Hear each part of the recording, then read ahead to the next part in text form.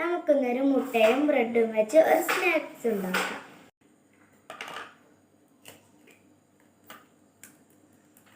മുട്ടയിലോട്ട് കുറച്ച് പഞ്ചസാര ഇട്ട് നമുക്ക് മിക്സ് ചെയ്യാം.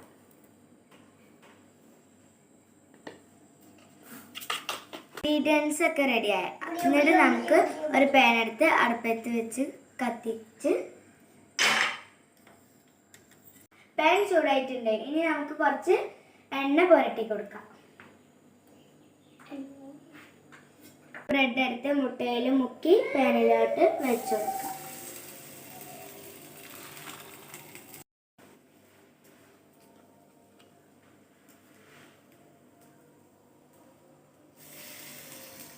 ഇത് മറിച്ചിട്ട് കൊടുക്കാം.